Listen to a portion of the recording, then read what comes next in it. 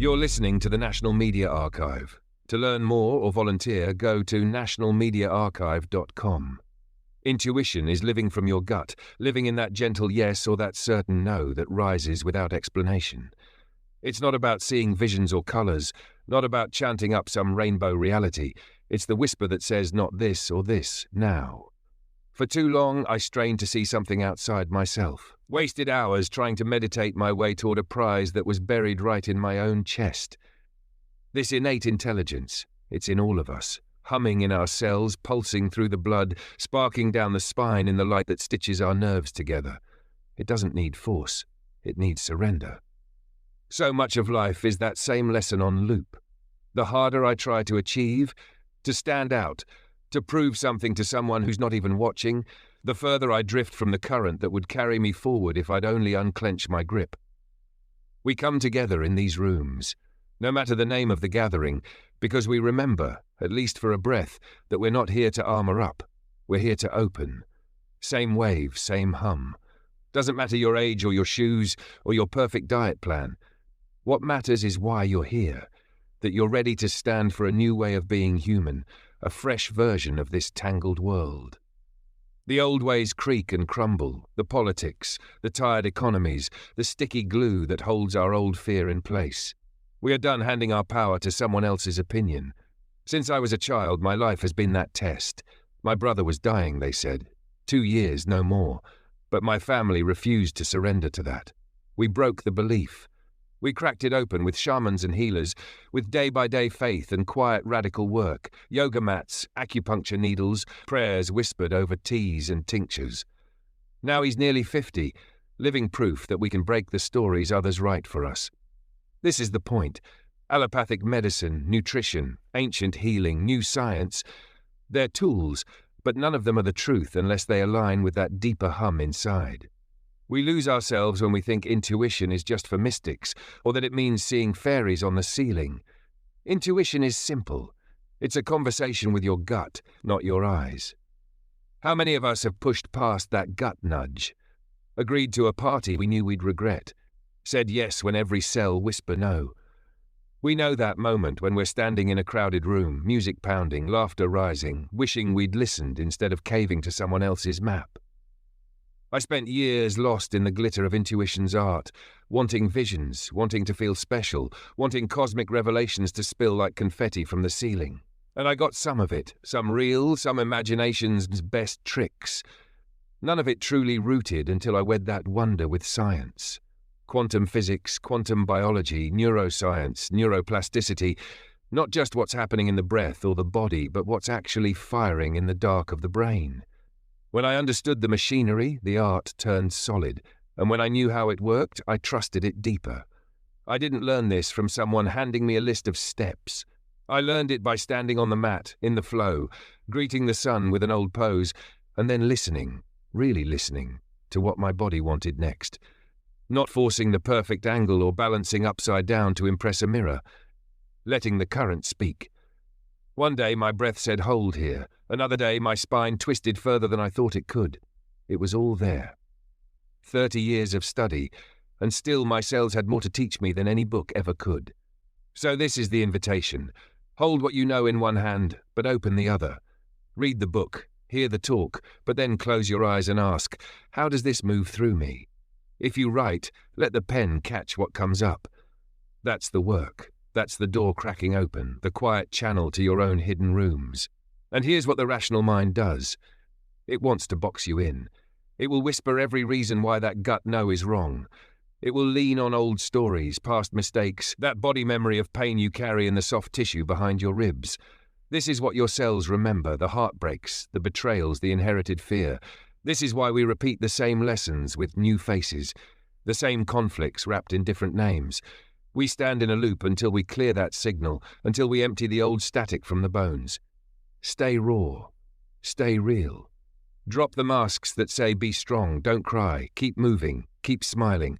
Feel the sadness when it comes.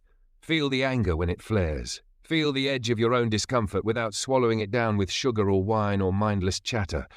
Because when you stand inside your own raw honesty, you let the current lead you. It will say, turn here. Wait. Reach out. Call that old friend. Say no to this party, yes to this silence. And when you follow it, life rearranges itself to meet you. So stand here now. Breathe. Hold the problem that's pressing your chest, that argument or decision or fear. Ask yourself, how do I want to show up here? Breathe that intention into your nerves. Feel it slide down your spine, sparking the old wires to new life. Feel the nervous system hum with new instructions. You don't need to push this. Just let it unwind. The triggers, the old reactions, they're clues, not curses. If someone pokes you and your anger rises like a wave, don't push it back down. Ask what thread it's pulling. Follow it until it dissolves. That's the freedom no one can buy for you, the quiet strength of a system rewired from within. When you're ready, the breath will carry you deeper. The spine will move the light up to the brain, that hidden garden behind your brow, the crystal palace, the cave that holds your deepest instincts. The pineal gland sits there, covered in tiny crystals, ready to glow if you clear out the debris. If you feed it clean water, unclouded by fluoride and dull poisons. If you stand barefoot on sand where sea meets land. If you greet the early sun with open eyes and a soft mind. If you sit in silence and trust that this ancient compass still knows the way. The pineal, that spark of light at the center of your skull, is the birthplace of your knowing. It does not care for your old fears or the stories you cling to. It wants to hum at 40 hertz, blossom open like a flower. And when it does, the world inside you aligns. The colors might come, the visions might visit, or maybe they won't. Maybe you'll just know your next step with the quiet clarity of a soul who trusts its own roots. We are wired for this soft hum, this clear breath, this yes that rises from somewhere deeper than thought. We are not here to force it. We are here to remember it, and in that remembering we become the raw, real version of ourselves that no mask can hide. Stay with this breath, stay with this light. It's the remembering that carries us, the soft turning inward to where the map is already inked on the walls of your ribs. The rational mind tries so hard to lead. It rattles off reasons, stacks up excuses, waves the flag of logic so high you forget the truth humming under your sternum. And yet the body always knows. The gut never lies. That gentle pulse that says yes or no, it doesn't shout. It waits for you to hush the noise so you can hear it. When I speak of intuition, I'm not talking about magic tricks or swirling rainbow clouds. I'm talking about the code written into your cells. The way your heart beats when you're near someone whose presence feels like home. The way your stomach knots when you stand at a fork in the road that points away from yourself. You know it. Every time you've ignored it, you've felt the sting. Every time you've honored it, you've felt the ground rise up to meet your feet. It's a discipline to trust it. A practice. I remember countless times when my mind overruled the quiet knowing. The invitations accepted when my bones whispered no.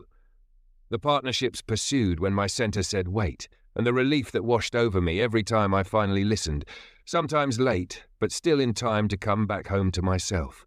The old wounds live in the body, pressed deep into the tissue and the nerves. The triggers, the panic, the sudden heat behind the eyes when someone says the wrong word. They're signposts. They're not there to be feared, but to be faced. If you trace the tightness in your chest, the tension in your jaw, you'll find the story wanting to be released. And when you loosen it, with breath, with gentle movement, with honest stillness, you don't just calm the mind. You open a door. The current flows freer. This is why we move. This is why we breathe. This is why the spine is not just a stack of bones, but a riverbed for light. Every time you lengthen it, twist it, roll it, the cerebral spinal fluid carries information up to the hidden garden in your brain, the pineal, the hippocampus, the hypothalamus, the sacred cave that survival mode wants to seal shut. When we're locked in tension, stuck in fear, that door closes. But breath and presence, the chill of cold water on skin, the warmth of sunrise on your eyelids, they coax it open again. I've watched this truth move through me. In fasting, when the noise of craving and distraction drops away. In the breath, held just long enough to wake the sleeping circuits. In the surrender to the ice, the heat, the hum that says I am alive in this body, and this body is more than flesh. It's an antenna, a lighthouse, a transmitter and receiver for the quiet song that is always playing if only I'd stop long enough to listen. It's not complicated, but it is uncomfortable. To step into that raw honesty means shedding the layers that keep us safe but separate. The mask that says I'm fine, when really we're crumbling inside. The armor that says I'm strong, when really we just need to weep. And once you let the tears come, once you let the anger roll through without pushing it back or flinging it at someone else, the channel clears, the nervous system softens, the current flows. Presence is the bridge, each breath a step across. When you're in it, you know. You know when to stay silent and when to speak, when to lean in and when to step back, when to keep your feet planted in the sand and when to run toward the thing that terrifies you but keeps calling your name. You don't always get the map in advance. You get one footstep at a time and the promise that the ground will hold you if you trust your own weight. I remember when I first truly tasted what it meant to listen. It wasn't when I was sitting cross-legged on a cushion. It was in the middle of chaos, the heartbreak that left me hollow, the divorce that cracked me open, the silence afterward that felt like drowning. My mind wanted to run, into distraction, into sugar, into the shallow comforts that only deepen the ache. But my body said fast. My body said stay empty long enough to hear the message under the noise. 75 days I followed that whisper. Juice, then water, then the kind of emptiness that's not empty at all but brimming with raw clarity. And when I came back to food, to movement, to the daily dance of life, I carried that stillness with me. I could hear it. The next step wasn't something I invented. It arrived, quiet and sure. I remember when intuition led me straight to love, not the fairy tale kind, but the soul-deep recognition kind. I walked into a gathering and there she was, the first face in the room, the first spark in the dark. My ego wanted to chase, to perform, to impress, but the hum said wait, breathe, trust, let the moment open in its own time. And when the moment came, it was nothing I could have planned. A conversation over water, a ritual of sound and silence that needed no words, no proof, just presence. That's what this life wants from us, presence. Not performance, not perfection, just the willingness to show up raw, to listen, to trust the yes or the no that rises without apology, to act on it, to stand in it, to let it carve away everything that's not true. There is more to say, there always is. But for now, breathe with me. Feel the place inside you that already knows what comes next. Let the spine lengthen, the shoulders drop, the breath deepen. Feel the charge flicker to life in the quiet cave behind your brow. Trust that you are enough to hold it. This remembering, this coming home is not the stuff of distant saints or hidden mystics. It lives in the mundane, in the raw, repeated choice to listen and respond. When we breathe this way, when we hold our own gaze without flinching, we step outside the cycle that's kept our heads down for too long. The old stories lose their grip. The static softens. The channel clears. That tiny crystal pineal inside your skull. It's waiting to light up. But it can't when it's clogged with the dust of old chemicals, calcified by poisons we swallow by habit, by food and drink, and thought patterns that harden us. So we stand barefoot on warm earth. We meet the morning sun. We flush the old stories with pure water, pure breath, pure intention. We trust the ancient physics of it all, the way light lives in the marrow and hums through the spinal river. We feed it with moments that make no sense to the rational mind, cold plunges that jar us awake, fasts that hush the cravings, gentle sun on closed lids, the small rebellion of walking barefoot in a world built for shoes and concrete. These are the ancient ways wrapped in modern wrappers. The science has caught up with the mystery, and they stand together now, nodding at what we've always known. Your body is not a cage, it's a bridge. Some days, intuition will tell you to stay home when everyone else is going out. Some days it will push you straight into a room you'd rather avoid. It's not about comfort. It's about alignment. There's no reward for living someone else's version of your life. There's only the hollow echo of dreams you never dared to follow because you didn't trust the hum in your bones. So listen. Listen when you feel the pull to be still. When the gut says no, even though your mind stacks up the reasons why yes would be easier. Listen when the gut says yes, when the mind wants to run. Hold the tension long enough to learn what the truth really feels like in your flesh. Breathe into that truth. It's not about the ritual or the diet or the perfect routine. It's about the presence inside every small choice.